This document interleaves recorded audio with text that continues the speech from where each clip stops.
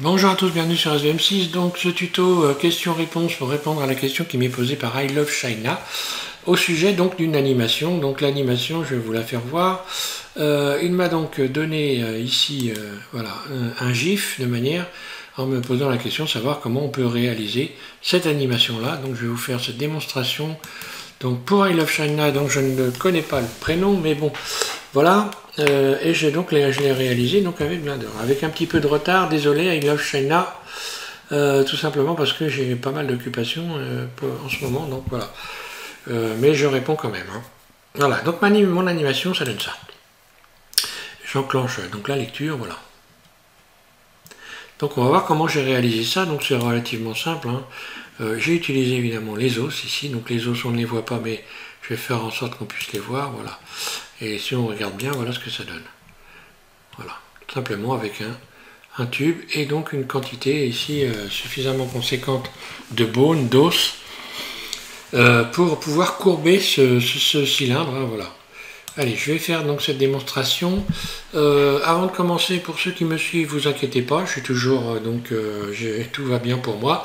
Je vais reprendre les tutos à la rentrée parce que tout simplement j'ai déjà pas mal d'occupations chez moi et puis maintenant les gens sont un peu en vacances et donc de manière à ne pas faire des tutos inutiles, je vais reprendre plutôt vers la rentrée quand tout le monde sera là et donc que la majorité des personnes qui sont abonnées à la chaîne puissent suivre ce que je fais et je reviendrai probablement sur des tutos pour débutants et disons débutants moyens, des gens qui ont déjà travaillé un petit peu le truc. Bon, allez, c'est parti, je repars sur une autre fenêtre et je vous fais cette démonstration avec les bones. Alors déjà, I Love China, c'est pas, tu me dis que tu débutes, bon, c'est pas vraiment un tuto pour débutants. Ceci dit, il n'est pas inintéressant, après tu peux y arriver, hein, tout le monde peut y arriver, et après, à partir du moment où on s'y intéresse et qu'on essaye de faire les choses correctement, c'est pas vraiment un tuto pour débutants, mais bon, ça peut donner une explication pour animer les objets avec des os.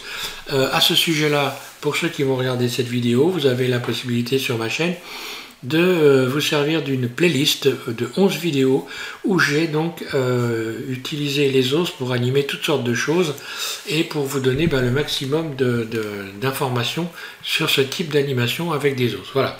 Allez, c'est parti, je repars sur une version de Blender vide où il n'y a rien. Je réouvre donc Blender et je vous fais cette démo.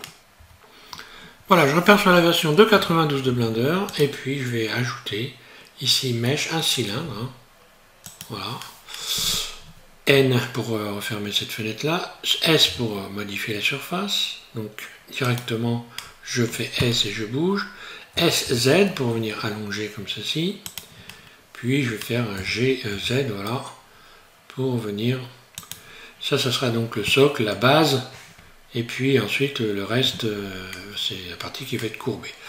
J'emmène mon objet en mode edit et je vais donc faire un CTRL R pour venir rajouter un certain nombre de boucles ici. CTRL R et je fais tourner la roulette de ma souris, un clic gauche, voilà, de manière à avoir des boucles comme ça qui puissent donc permettre à ce cylindre de se courber.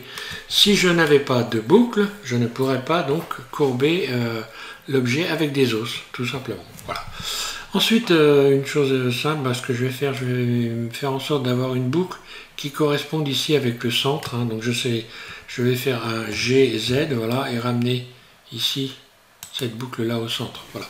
Puisque là, je vais y rajouter un os, et comme ça va correspondre parfaitement à une partie qui va être pliée. Alors, mon curseur 3D est au centre, je retourne dans le mode objet, et je vais donc ajouter un bone. Mais alors avant d'ajouter le bone, pour pouvoir le voir cet os, il va falloir ici déjà aller dans cliquer sur ombrage de vue ici pour voir le mode transparent, n'est-ce pas, et désélectionner ici cette icône là de manière à voir en mode objet les courbes, les boucles que j'ai rajoutées au cylindre. Maintenant je vais rajouter un os, je vais dans ajouter et puis donc armature, puisque c'est une armature, hein, et os unique. Voilà.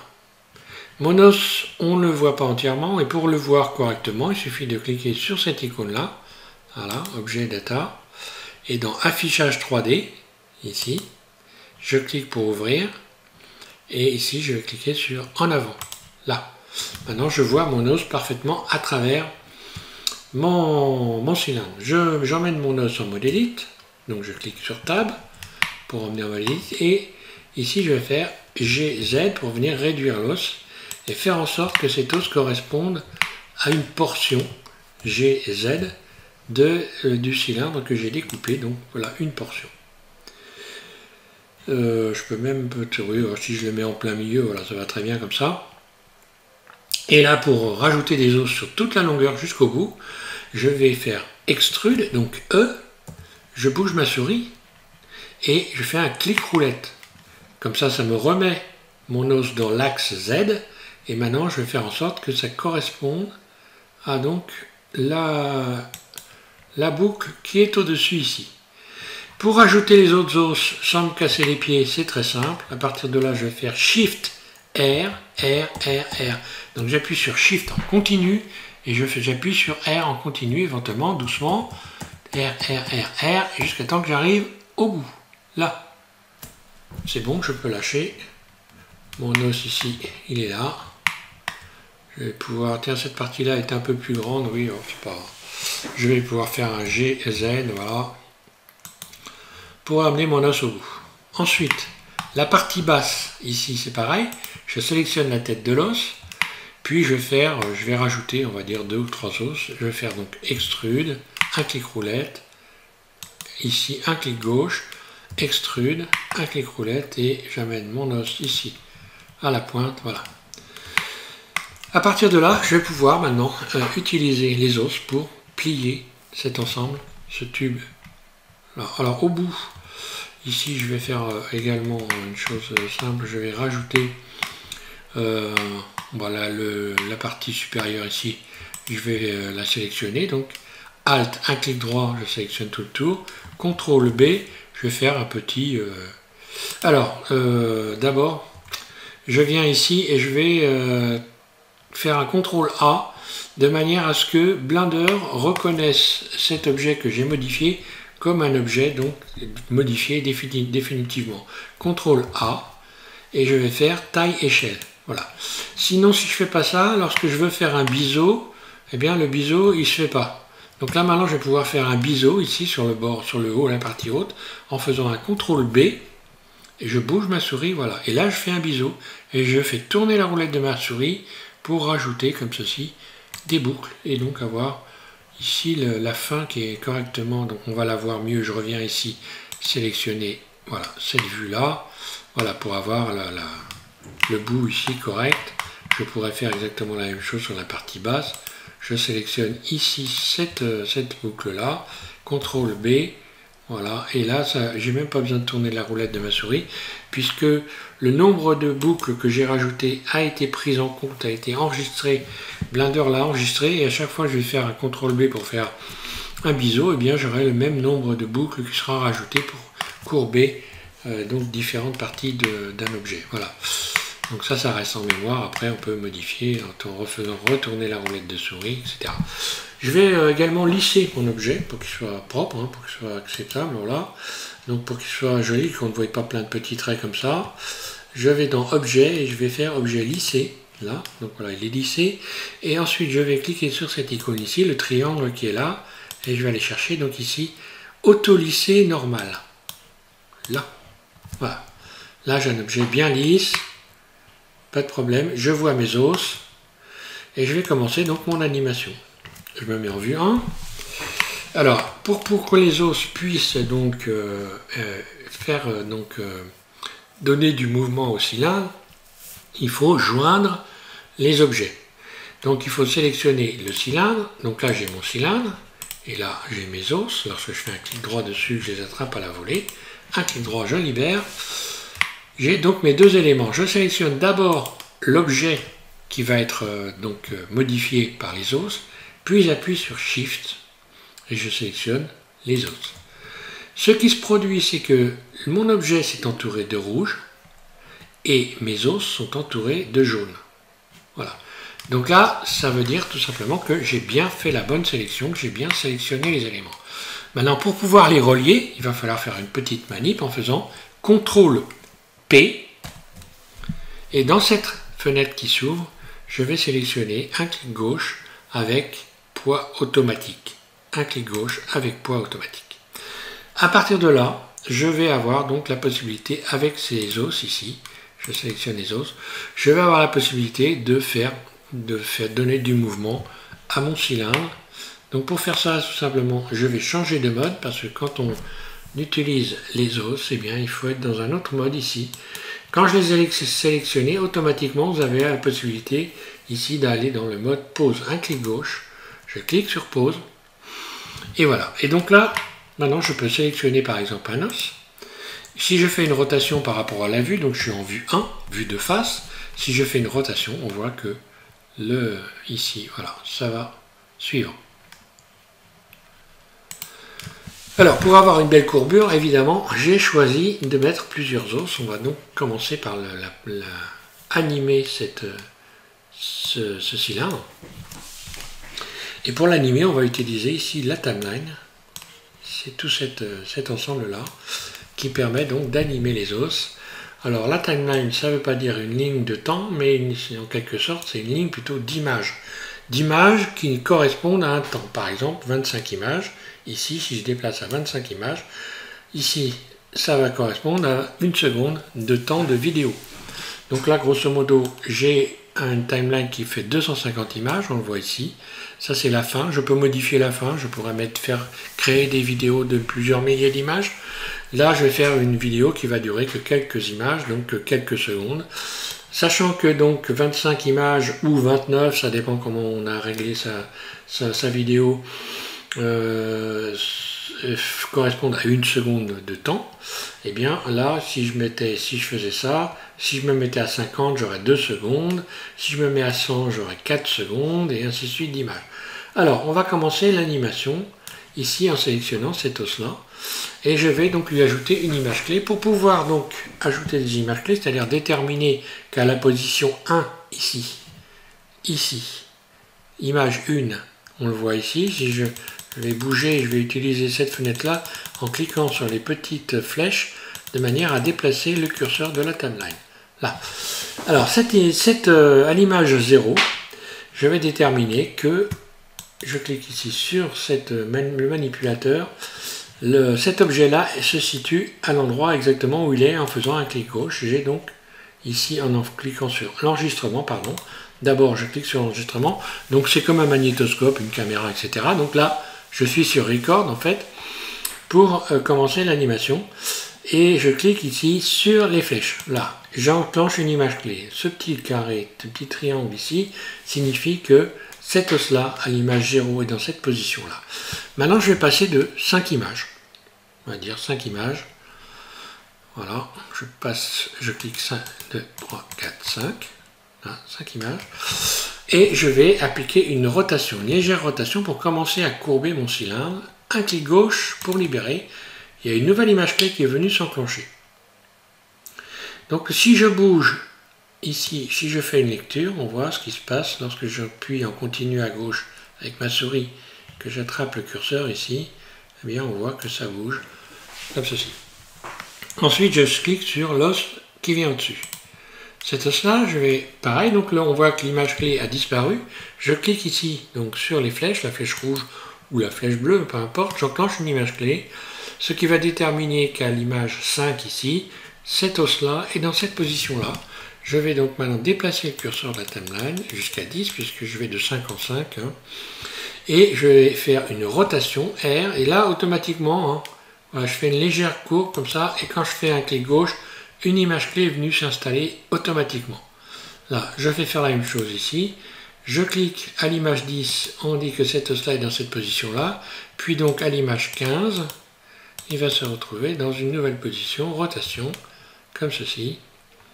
Un clic gauche, donc là je fais un petit peu au pif, hein, je vais aller jusqu'à 2 os au-dessus. Je sélectionne ensuite cet os-là, donc on va voir que de l'image clé ici, toutes les images disparaissent, hein, donc un clic droit sur cet os-là, voilà, puis un clic gauche ici sur les flèches, j'enclenche une première image clé, puis ensuite je vais aller jusqu'à l'image 20, ici, et je vais appliquer une rotation, pareil, voilà, légère rotation, ok. Et pour finir, pour venir mettre cylindre avec un angle à 90 degrés, je sélectionne cet os-là, puis je déplace à 25 images. Donc 25 images, on a dit, ça va faire 1 seconde, donc R, rotation, et je viens faire en sorte de le faire à vue d'œil comme ça, en utilisant la grille qui est derrière. Je le positionne de manière à avoir un angle à 90 degrés. Voilà, donc là, automatiquement, voilà ce qui s'est passé à 25 images, ce qui veut dire que là, lorsque je vais faire une lecture, eh bien, en 1 seconde, mon os se plie. D'ailleurs, je vais réduire la fin de la vidéo. Ici, on le voit, voilà, comme ça. Voilà, on va bien voir ce qui se passe. Je vais laisser un peu plus loin. Ok, alors, une fois que je suis là, mais je vais faire maintenant en sorte que la boucle se crée, donc comme sur le...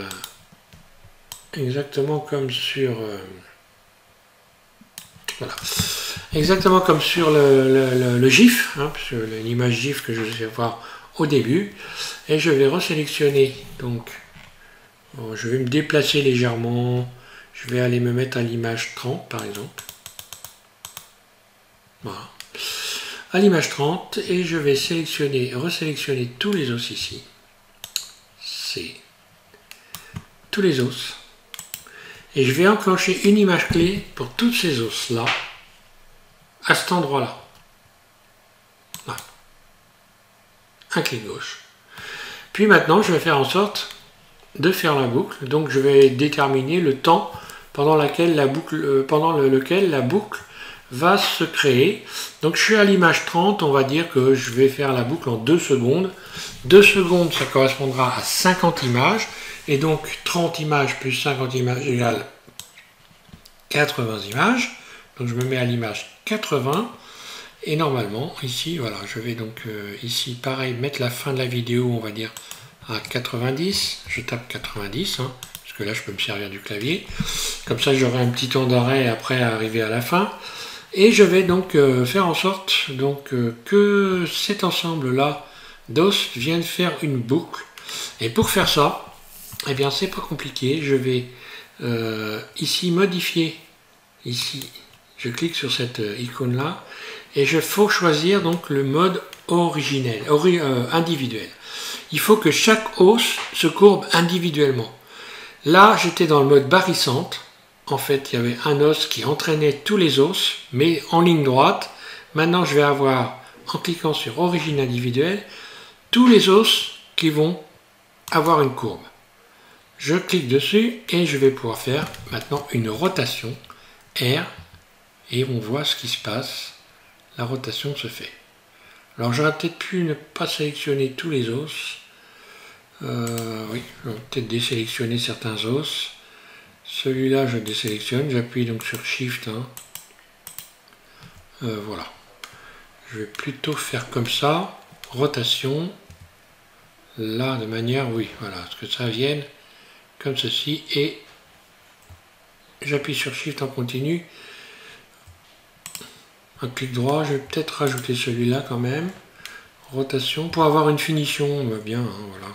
J'appuie sur Shift en continu. Ouais, ça fait pas une belle boucle, donc oui, je vais bien désélectionner celle-là. Voilà, tant que j'ai pas lâché, hein, rotation, tant que j'ai pas lâché ici à la fin de l'animation, là, voilà, oui, je vais faire ça. Et donc, ici, un clic gauche. Voilà, et normalement, si tout se passe bien, tout se passe pas bien, CTRL Z, je reviens en arrière, j'ai dû faire une petite bêtise. Il aurait fallu que je sélectionne tous les os. Oui, ben j'ai fait une bêtise, je vais me remettre à 30, je sélectionne tous les os A, et j'enclenche une image clé pour tous les os. Là, je déplace à 80, je désélectionne ces os-là, rotation, R, là, A, tiens. Comment ça se fait que ça ne me prend pas en compte? Oui, donc je viens de comprendre. Donc je me mets ici donc à l'image un peu plus loin, 35, 36, peu importe. Donc tous ces os-là, je vais enclencher donc une image clé pour tous ces os-là. Hein. Donc un clic sur la flèche, voilà. c'est bien, ça s'est passé. Donc là, on voit qu'il y a une liaison, ça veut dire qu'ils ont tous été pris en compte. Voilà, je me mets à l'image 80 et je recommence. Je fais une rotation donc ici en individuel et normalement, tout devrait bien se passer.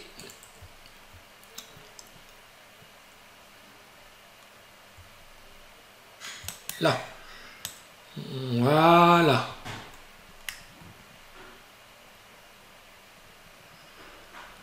D'accord, ça fonctionne.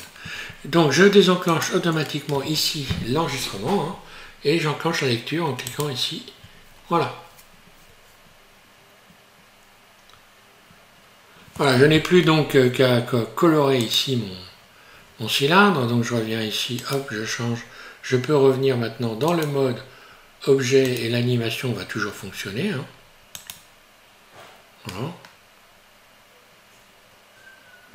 Je sélectionne donc ici mon cylindre, je vais lui donner une couleur, puisqu'il s'agissait d'une espèce de vis, je ne sais pas d'ailleurs comment ça s'appelle ce type de vis, je ne me rappelle plus en fait. Voilà, ici je vais donc cliquer sur une couleur, nouveau, je vais mettre une couleur dorée.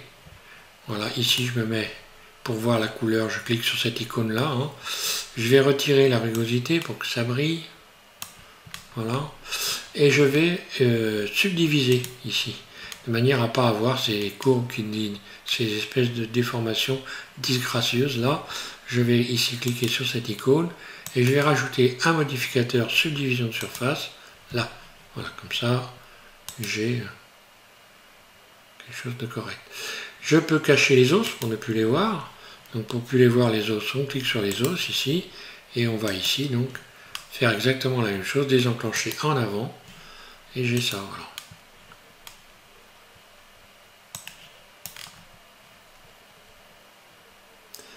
Voilà, ce n'est pas plus compliqué que ça. Donc une dernière fois, pour finir, donc je rappelle que je vais mettre sous cette vidéo le lien qui permet d'accéder à la... D'ailleurs ça, je ne dois pas avoir besoin de ça. Je ne sais pas ce qui est fait là, supprimer cette image clé là. Oui. Ça c'était une petite erreur. Donc oui, je vais vous donner le lien pour ceux qui veulent apprendre à utiliser les bones sous cette vidéo pour avoir accès à la playlist, je rappelle, de 11 vidéos qui permettent de pouvoir travailler pour apprendre à faire des animations avec des os. Donc c'est une série qui est relativement complète. J'ai vraiment fait donner tout ce que je savais moi personnellement pour faire des animations. Donc vous avez largement de quoi vous amuser pour largement après les vacances. Voilà. Merci à tous de suivre SVM6. Donc j'espère donc I Love China que ce tuto va te servir. Mais bon, s'il ne te servait pas, éventuellement il servira évidemment à d'autres personnes qui vont pouvoir s'amuser à passer le temps avec cette petite animation simple à réaliser, mais quand même d'un petit niveau. Merci à tous de suivre SVM6 et puis bon courage à tous.